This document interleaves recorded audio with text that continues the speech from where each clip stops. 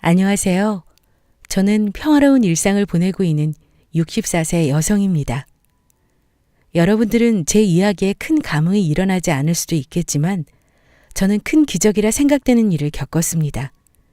이런 제 사연을 통해 힘든 삶을 살고 계신 분들이 희망을 잃지 않고 사셨으면 해서 사연 보내봅니다. 저는 20대 초반에 집안에서 맺어준 사람과 결혼하였습니다.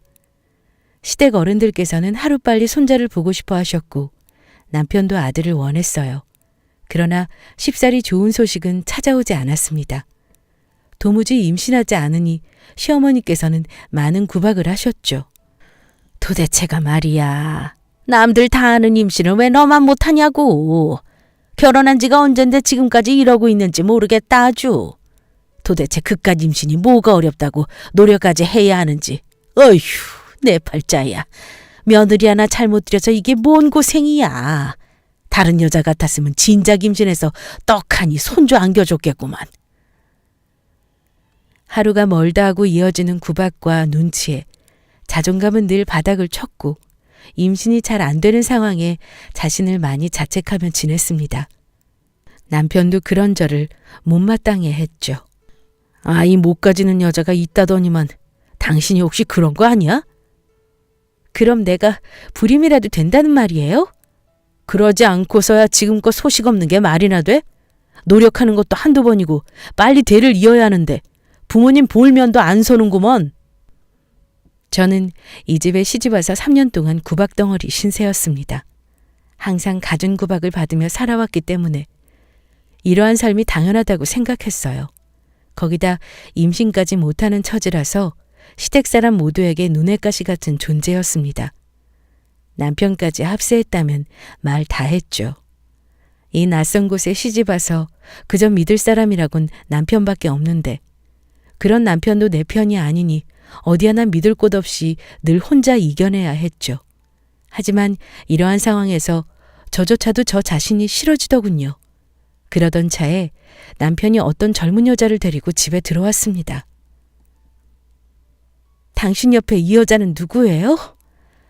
난 당신한테 할 말 없으니까 이 사람에 대해서 궁금해하거든 어머니께 여쭤봐. 자, 우리는 들어갑시다. 짐도 풀 겸 이제부터 지낼 곳을 살펴봐야지. 어딜 들어가요? 거긴 우리 방이잖아요. 남편의 팔을 붙잡으며 들어가는 것을 말리자 소리를 듣고 나온 시어머니께서 제 옷을 마당에 던지며 한 소리셨습니다. 어디서 재수없게 여자가 소리를 질러? 당장 내 짐 가지고 썩 꺼지거라. 어머니, 그게 무슨 말씀이세요? 갑자기 왜? 갑자기라니. 그럼 애도 못 낳는 너를 평생 이 집에 둬야겠느냐? 더 늦기 전에 얼른 너 내쫓고 내 아들 새장가 드려야겠으니까 잠만 말고 네 집으로 꺼져. 티 하나 못 있는 게 누구 인생을 망치려고. 어머니 잘못했어요. 제발 쫓아내지만 마세요. 이대로 쫓겨나면 제가 어디로 가요? 오염이 제가 조강지처이고 이 집 사람인데 죽어도 여기서 죽어야죠. 이거 말하는 거 봐라. 내가 왜 이 집 귀신이야? 애도 하나 못 낳는 게 어디로 엉겨붙으려 들어. 더 이상 내 걸 보고 싶지 않으니 얼른 썩 나가라니까. 제발 쫓아내지 말라는 간곡한 제 부탁에도 시어머니는 저를 문 밖으로 밀쳐내셨습니다.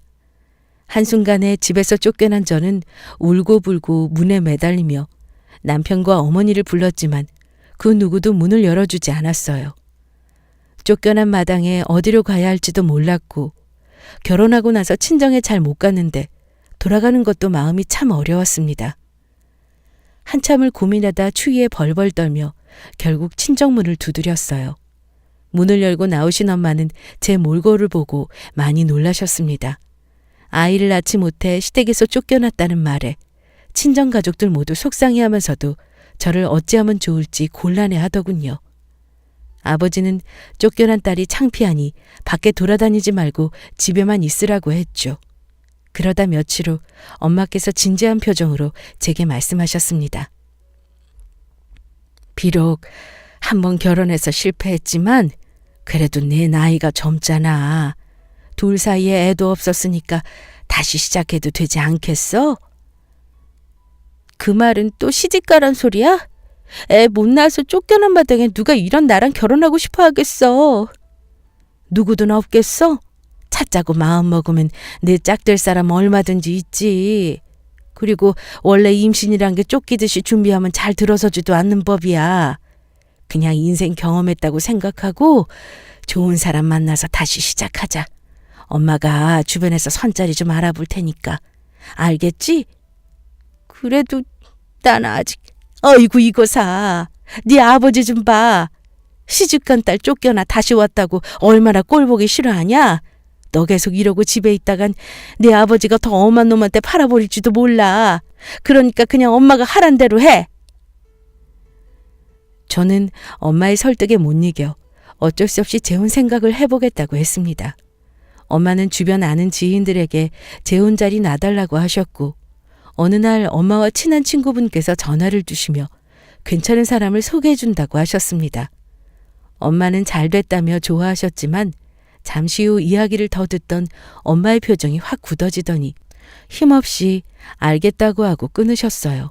그리고 제게 와서 좋지 않은 표정으로 선자리 소식을 알리셨습니다. 전 그런 엄마의 표정이 이상하여 무슨 일인지 물어봤어요.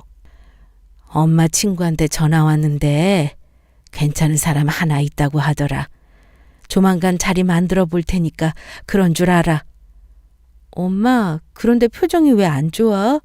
뭐 문제라도 있는 사람처럼? 통화할 때 괜찮은 사람 있다고 좋아하더니 지금은 표정이 안 좋네? 그게... 그래. 어차피 너도 알게 될 텐데 뭐 너한테 숨긴다고 뭐가 달라지겠니? 엄마랑 오랜 친구인 아줌마 알지? 그럼 부잣집에 시집 잘 갔다고 엄마가 되게 부러워했잖아. 그래. 그 친구가 알아봐준 사람인데 돈도 많고 부자래. 그런데 그 남자 밑으로 자식 둘이 딸려있다고 하더구나. 처음에 부잣집 남자라고 해서 뭐가 아쉬워 우리 딸하고 재혼하려 그러나 했더니 글쎄 자식이 있다고 하네. 엄마, 그게 무슨 상관이야. 난 괜찮아. 새장가 드는 사람도 아니고 새로 재혼하는 처지잖아. 아무리 그래도 너랑 같니? 결혼했어도 넌 아이 한 번 낳지 않은 처지인데 그 남자는 아이가 둘이나 딸렸다고 하니 기분이 영 그렇네. 그래도 뭐 어쩌겠어. 내가 딱히 내세울 조건은 아니잖아. 그래. 그건 또 그렇다만 그래도 엄마 마음이 편치 않아. 하지만 엄마 친구가 사람 보는 눈은 좋으니까 한번 만나보기만 해라. 아무리 재혼자라고 해도 아이 둘 딸린 남자를 딸에게 소개해주는 것이 맞는 일인지 선뜻 내켜 하진 않으셨지만 그래도 아이를 제외하고 본다면 집도 잘 살고 능력 좋은 사람이라 생각하셨는지 제게 한번 만나보는 것도 나쁘지 않을 것 같다고 하셨습니다. 저는 엄마의 말을 듣고 그 남자를 만나게 되었죠. 그런데 별 기대 없이 만나게 된 그 남자는 생각보다 정말 괜찮은 사람이었습니다. 전 남편과는 전혀 다르게 매우 다정다감한 성격이었죠. 그리고 그 남자도 저를 처음 보자마자 마음에 들었다고 했습니다. 몇 번 더 서로 호감을 느끼고 만남을 이어오다 남자는 제게 재혼하자고 했습니다. 그리고 덧붙여 전처 이야기를 꺼냈고요. 전처도 당신처럼 참 순박하고 따뜻한 사람이었어요. 이란성 쌍둥이를 임신하고 출산할 때 몸이 약했던 아내는 이어서 둘째를 낳다가 그만 하늘로 가버렸죠. 그 뒤로 아이들은 따로 돌봄 아주머니가 봐주시는데 엄마께서 젊은 나이에 남자 혼자 아이들 키우기 어렵다고 자꾸 재혼하라고 하셨거든요. 그런데 이렇게 당신을 만나게 돼서 참 다행이라고 생각이 들어요. 아마 다른 사람이라면 재혼 생각 못했을 겁니다. 당신이기 때문에 다시 생각할 수 있었고요. 그래서 하는 말인데 우리 서로 그만 고민하고 결혼합시다. 하루빨리 당신과 안정적인 가정을 이루고 싶어요. 우리들이 서로 보듬으며 잘 살아봅시다.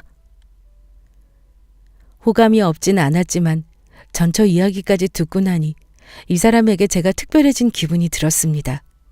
속에 있는 말들을 주고받기 시작하니 서로의 상처를 알아주고 보듬어가는 게 어렵지 않더군요. 그렇게 저는 이 남자와 재혼하게 되었습니다.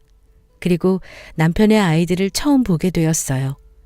둘 다 아직 어린 아기들이었고 결혼하자마자 초보 엄마가 된 저는 최선을 다해 아이들을 돌보며 남편 내조에 힘썼습니다.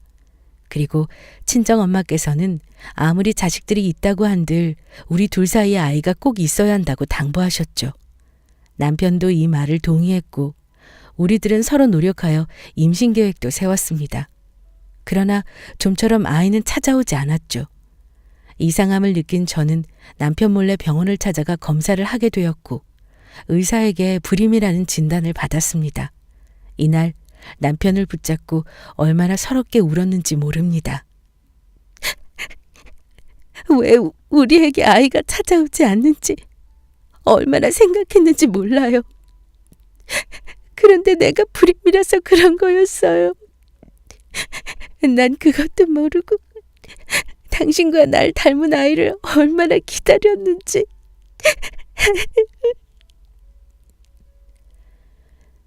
서러워 엉엉 우는 저를 남편은 포근히 안아서 달래주었습니다. 그리고 제게 이런 말을 하더군요. 나도 당신을 닮은 예쁜 딸을 낳고 싶지만 이렇게 된 걸 어쩌겠어. 하늘이 우리에게 더 이상 아이를 선물해 줄 생각이 없는 거겠지. 절대 당신 탓이 아니니까 원망하지 말고 좋게 생각합시다. 우리 사이에 자식이 없다고 한들 달라질 것도 없고 지금처럼 앞으로도 행복하게 살면 되는 거지. 내가 더 노력할 테니 우리 그만 슬퍼합시다. 아마 전 남편이라면 불임 소식에 저를 죄인처럼 생각했을 겁니다. 그런데 이 사람은 전 남편과 달리 저를 참 따뜻하게 품어주는 사람이었습니다. 슬프고 속상했지만 남편의 위로 섞인 말들로 치유가 되는 듯 했어요.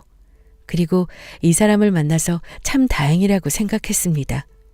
왜냐하면 저를 많이 사랑해주고 존중해주는 모습도 좋지만 평생 아이를 낳지 못하는 제게 귀여운 아들 둘을 선물로 준 사람이니까요. 저는 이날을 시점으로 마음속에 큰 다짐 하나를 했습니다. 앞으로 제 인생에 자식을 우리 아들 둘밖에 없다고요. 비록 배 아파 낳은 자식은 아니지만 마음과 눈물로 맺어 낳은 아들이라고 생각하며 엄마 노릇에 최선을 다하리라 다짐했습니다.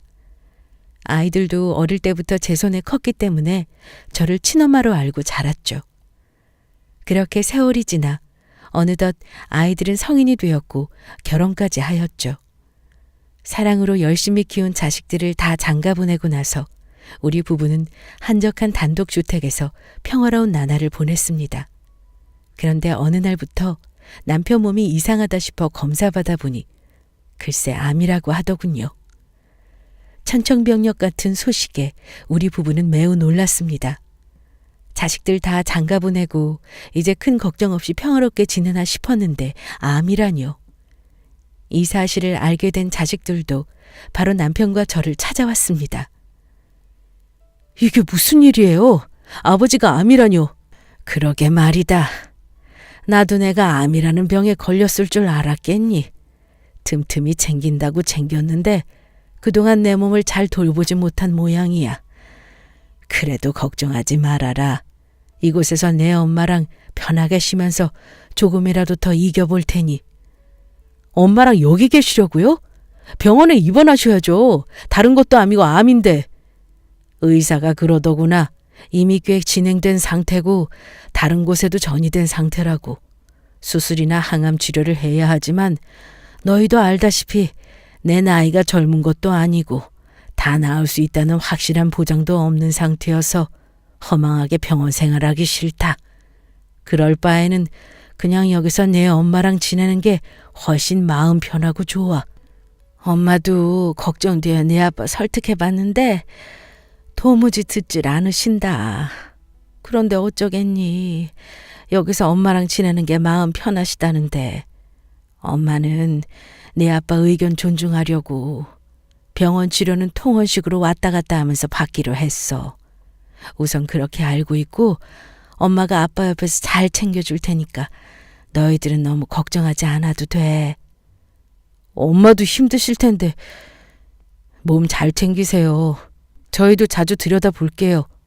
그리고 아버지, 이런 상황에 이런 말씀 드리면 오해하실 수도 있겠지만 그래도 나중을 위해서 확실히 해주시는 게 좋을 것 같아서요. 무엇을 말이냐? 지금 아버지 회사요. 저랑 동생이 대리 운영하고 있지만 확실히 후계자로 선임해 주셔야 하지 않나 싶어서요. 재산도 미리 나눠주시면 더 좋을 것 같고. 너희 지금 아버지 앞에서 이게 무슨 말이니? 내 아버지 아직 돌아가시지도 않았는데 무슨 재산 타령이야. 때 되면 어련히 알아서 해주실까. 내 아버지가 얼마나 속상해 하시겠어? 그렇지만 암이시라고 하니 걱정돼서. 사람 일 잘 모르잖아요. 갑자기 잘못되실 수도 있는 거고. 아무리 그래도 지금 이 상황에 그런 말은 아니지. 여보, 난 괜찮아요. 생각해보니까 아이들 말이 맞을 수도 있어요. 내가 오래 살 거라는 보장도 없는 상황이고. 그래, 너희들이 하는 말 잘 알아들었고 어차피 내 회사 이어갈 사람 둘밖에 더 있겠어. 물려줄 재산이랑 회사 임원회의 준비할 테니 기다리거라. 남편의 암 소식으로 걱정이 앞서는 가운데 회사와 재산을 생각하는 아이들의 모습을 이해하면서도 한편으로는 섭섭하더군요. 남편도 아이들 앞에서는 괜찮다고 했지만 내심 섭섭해하는 눈치였습니다. 그러나 언젠가는 물려줄 회사이기 때문에 건강 돌보는 것에 더 집중할 겸 회사를 자식들에게 다 넘겨주기로 의논했습니다. 남편도 더 이상 회사에 신경 쓰지 않고 편히 쉬어야 했으니까요. 얼마 후 임원회의와 투표를 통해 첫째 아들이 대표 자리에 앉게 되었고 둘째 아들은 부사장으로 취임하게 되었죠. 그리고 저와 남편은 1년 정도 한적한 곳에서 자연을 벗삼아 열심히 건강 회복에 힘썼습니다. 하지만 이상하게도 남편의 몸은 좀처럼 나아지지 않더군요.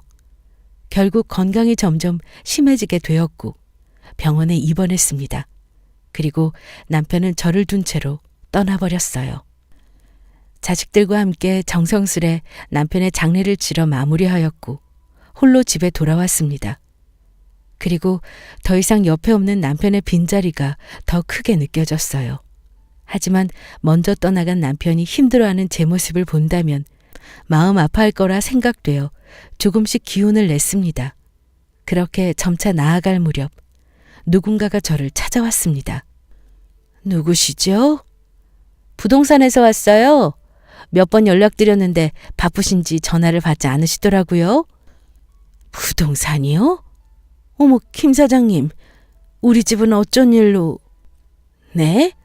어쩐 일이긴요. 아드님이 집 땅 내놓으셨잖아요. 그래서 마침 여기 보고 싶다는 분 계셔서 모셔왔어요. 네? 그게 무슨 말씀이에요? 우리 아들이 집을 내놓다니요? 아니, 아드님께 이야기 못 들으셨어요? 저는 당연히 사모님도 아시는 줄 알고. 얼마 전에 큰아드님 쪽으로 연락이 왔어요. 여기 땅 전부 내놓겠다고요. 그래서 저는 사모님이 큰아드님 댁으로 들어가시는 줄 알았죠. 사장님도 그렇게 가시고 혼자시니까. 우리 아들이 이 땅을 내놓겠다 했다고요? 전 아들에게 들은 말이 없어요. 뭔가 착오가 있었던 모양인데 죄송하지만 우리 아들과 이야기하고 다시 연락드릴 테니 오늘은 이만 돌아가 주세요. 일단 부동산 사장님을 도로 보내고 상황이 어떻게 돌아가는 건가 궁금하여 아들에게 전화했습니다. 그러자 아들은 마침 드릴 말씀도 있다고 하며 집에 들르겠다고 했어요. 저녁 시간이 되니 큰아들이 집에 찾아왔습니다. 저는 오랜만에 함께 저녁이나 먹을까 싶어 자식들이 좋아하는 음식을 준비했습니다. 어서 와. 오느라 고생했다. 막내는 같이 오는 거 아니었어? 요즘 아주 바쁘니? 회사 일이 많은지 너희 둘 다 통 연락도 없고 얼굴도 안 비추고 말이야. 참 배고프지? 오랜만에 같이 저녁 먹으려고 좋아하는 걸로 준비했어. 막내도 같이 먹으면 좋을 텐데 아쉽네. 오늘은 우리 둘이라도 먹자. 얼른 앉아. 아니요. 바빠서 필요한 말씀만 드리고 가려고요. 응? 그렇게 바쁘니? 그래도 그렇지. 오랜만에 보는 얼굴인데 저녁이라도 먹고 가지 그래. 생각 없다니까요? 그나저나 오늘 부동산에서 이야기 들으셨죠? 집 땅 내놓은 거. 안 그래도 그러더라. 정말 내가 집 땅 내놓겠다고 했니? 너 혹시 엄마 혼자 여기서 지내는 거 걱정돼요 그래? 그래서 이참에 같이 모시고 살고 싶은 거야? 그런 거라면 엄마는 괜찮아. 내 아빠 없어서 혼자 적적하기도 한데 그래도 여기 곳곳에 내 아빠 흔적들이 있어서 엄마는 좋아. 정 걱정되면 연락 자주 하고 얼굴이나 좀 보여줘. 내 새끼들 얼굴 다 잊어버리겠다. 아니요. 뭔가 착각하신 모양인데 모실 생각 없습니다. 엄연히 따지면 제가 모실 이유 없죠. 뭐? 너 지금 뭐라고 한 거니? 모실 이유가 없다니. 아니, 너한테 모시라고 이야기한 건 아니지만 그렇게 이야기하니까 엄마가 당황스럽다. 혹시 무슨 일 있니? 그러고 보니 얼굴이 안 좋은 것 같네. 무슨 일 있는 거 맞는 거야? 그래서 이래? 왜요? 아버지 대신 대표 자리에 앉은 제가 회사 운영 잘하지 못할까 봐 걱정돼요 그러세요? 그런 거라면 걱정하지 마세요. 충분히 잘하고 있으니까. 아니, 너 아까부터 왜 그래? 걱정되어 묻는 엄마한테 비뚤게 말하고. 자꾸 그러니까 정말 무슨 일 있는 건지 더 걱정되잖아. 그러지 말고 왜 이런지 솔직하게 말해봐. 엄마가 다 들어줄게. 도움되는 거라면 도움도 주고. 의논할 사항 없습니다. 다시 돌아가서 이 집 땅은 우리 아버지 땅이니 자식인 제가 얼마든지 처분할 수 있어요. 그래서 부동산에 내놓았습니다. 더 이상 제가 이 땅을 관리할 필요도 없고 차라리 땅 내놓고 받은 돈으로 용돈거리나 할 생각이에요. 그게 무슨... 그럼 난 이 땅을 팔면 엄마는 어쩌라고? 엄마요? 누가 제 엄마죠? 뭐? 당신 내 엄마 아니잖아요. 그저 보모였지. 아니 너 지금 무슨 소리라는 거니? 보모라니. 설마 너 알고 있었던 거야? 아니 언제부터 알았니? 대체 그걸 어떻게... 혹시 막내도 이 사실을 알고 있니? 네, 아버지 돌아가시기 전에 알았어요. 병실에서 아버지랑 이야기하는 거 들었거든요. 근데 뭐 어느 정도 예감은 했습니다. 전혀 닮은 구석이 없어서. 그때 아버지와 나누는 이야기를 듣고 나니 이해되더군요. 당신은 역시 내 친엄마가 아니란 것을. 그래, 너희한테 미리 이야기하지 못한 건 정말 미안해. 너희들이 받을 충격이 두려워서 나중에 말한다는 것이 자꾸만 미뤄졌어.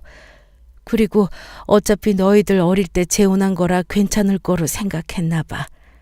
하지만 배 아파 낳은 자식은 아니어도 엄만 너희들을 친자식이 아니라고 생각한 적 단 한 번도 없어.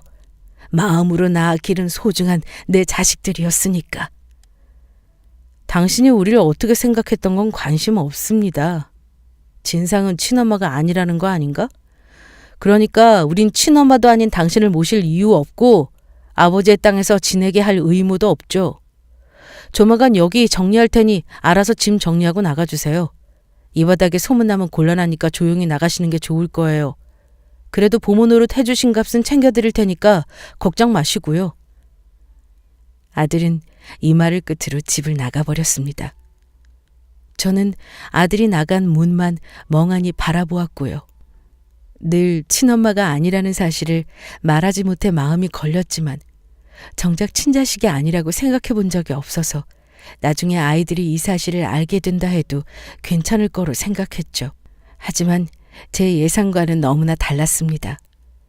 친엄마가 아니란 사실에 아들은 저를 보모 취급하며 헌시짝 버리듯 버려버렸으니까요. 아들이 떠나간 후 그렇게 저는 그 집에서 쫓겨나듯이 버림받았습니다. 제가 가지고 있는 돈을 모두 예전에 아들이 관리 명목으로 가져갔기 때문에 정말 땡전 한 푼 없이 길거리에 나앉았죠. 이런 제 사정을 딱하게 생각한 부동산 사장님께서 아는 지인의 도움으로 작은 고시원 방 하나를 빌려주셨습니다. 당분간 이곳에서 지내라고 하시면서요. 다행히 몸은 쉴 곳은 생겼지만 이게 다 무슨 소용이겠습니까? 친아들처럼 키운 아이들에게 버림받았다는 사실은 변하지 않았죠. 저는 모든 것이 괴로워 밥을 잘 먹지도 쉽게 잠들지도 못하며 그저 이렇게 지내다 죽기를 바랬습니다. 차라리 죽어서 남편 곁으로 가는 게 훨씬 나을지도 모른다고 생각했어요. 그러던 찰나에 부동산 김 사장님이 누군가와 함께 저를 찾아왔습니다. 그리고 남편 이야기를 꺼내며 제게 편지 하나를 건네주더군요. 이게 뭔가요, 김 사장님?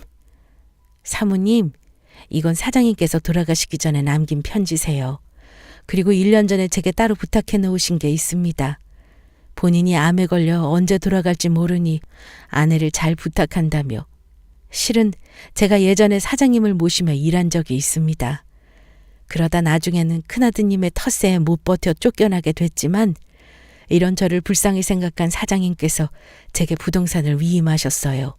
그래서 제가 사장님 땅과 건물을 대리 관리했었죠. 사장님은 모르시겠지만 사장님과 제 인연이 꽤 깁니다. 그래서 저도 사장님과 생각이 같아요. 돈 욕심 많은 첫째와 막내 아들들이 혹시나 사부님께 해코지는 하지 않을까 노심초사했는데 이걸 사장님도 느끼신 건지 제게 따로 부탁하시더군요.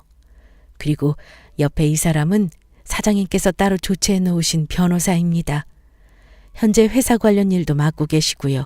이분께서 앞으로 사모님을 많이 도와주실 거예요. 저는 김 사장님의 말씀을 들은 후 눈물을 머금은 채 덜덜 떨리는 손으로 한 글자 한 글자씩 편지를 읽어 내려갔습니다. 여보, 당신이 이 편지를 읽지 않기를 바라지만 우리 아이들을 잘 알기 때문에 혹시 몰라 대비해 놨어. 당신이 어릴 때부터 친자식처럼 소중하게 키워준 우리 아이들이 어느 순간부터 회사 일과 돈 욕심을 내더군.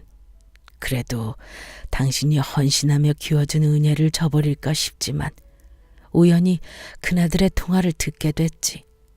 골칫거리인 내가 빨리 죽어야 본인이 회사를 차지할 수 있는데 회사만 차지하면 늙어서 아무것도 할 수 없는 엄마도 혹처럼 떼어버리고 싶다면서 우리를 아주 뒷방 늙은이 취급하더구먼. 그 말을 듣는데 도저히 당신 혼자 둘 수가 없었어. 그래서 최대한 병원을 멀리하고 당신 곁에 머물면서 지켜주고 싶었지. 그래서 당신과 한적한 곳에서 지낸 거야. 건강 챙기면서 지내면 조금이라도 내가 당신을 지켜줄 수 있으니까 말이야. 그런데 난 더 이상 힘이 없나 봐. 이렇게 펜을 쥐는 것도 이젠 힘에 부치네. 여보, 이 편지를 읽게 된 이상 이제 더 이상 못된 자식들 생각하지 말고 당신을 위해서 살아. 당신이 사랑으로 키워준 건 맞지만 부모를 아무렇지 않게 생각하는 고향 것들은 자식도 아니지. 부디 당신이 행복했으면 좋겠어. 내가 언제나 당신 곁에서 응원할 테니 혼자라고 생각하지 말고 고운 얼굴에 눈물 흘리지 마라.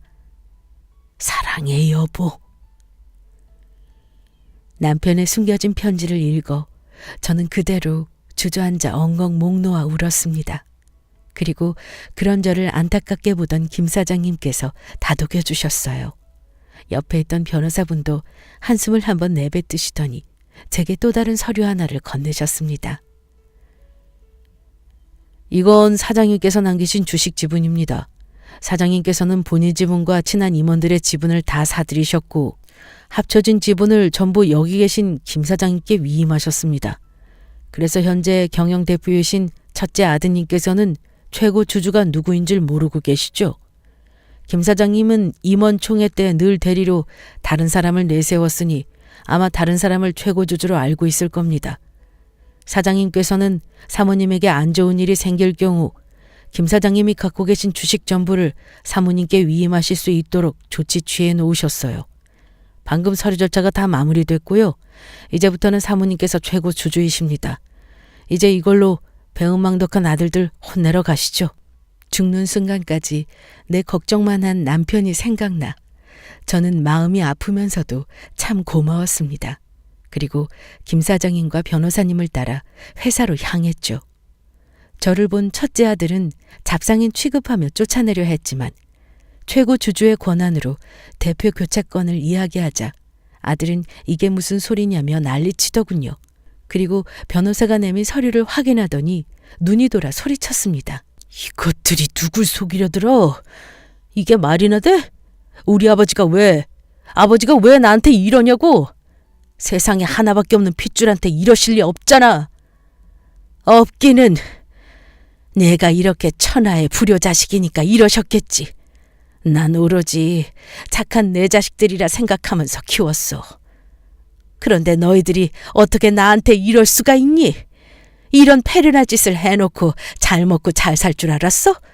너희 같은 못된 아이들은 회사 경영에 참여할 자격도 없어. 보나마나 회사 관리도 너희들 입맛대로 쑥대밭 만들어놨겠지. 그래서 이제부터 최고 주주의 권한으로 너희들 다 몰아내고 올바른 전문 경영인 앉힐 거야. 이게 내 아버지도 바라시는 일이고. 그렇게 저는 아들 둘 회사 높은 자리에서 끌어내렸고 김 사장님께 추천받은 좋은 경영인으로 회사를 맡겼습니다. 물론 제 주식은 그대로 확보한 상태고요. 마음 같아서는 아들들을 회사에서 아예 쫓아내고 싶지만 부모의 마음이 뭔지 마음으로 낳았어도 제 자식인 건 변하지 않았죠. 바닥에서부터 다시 시작하도록 조치 취해놨습니다. 높은 자리에서 한순간에 말단 신세로 떨어진 것을 못 견뎌 했지만 이제는 어느 정도 받아들이고 사는 것 같네요. 그리고 저는 남편과 살던 집을 다시 찾아올 수 있었습니다. 그곳에서 남은 삶 편히 쉬다 남편 곁으로 갈 생각이고요. 그리고 제가 죽으면 제 재산을 불우한 이웃을 도는 데 쓰일 계획입니다. 이미 법적으로 다 조치 취해놓은 상황이고 아들들에게는 아파트 한 채씩만 물려줄 생각이에요. 우리 아이들은 이번 기회를 통해 잊지 못할 교훈을 느꼈을 겁니다. 그럼 지금까지 긴 사연 들어주셔서 감사하고 모두 행복하고 건강한 삶 되세요.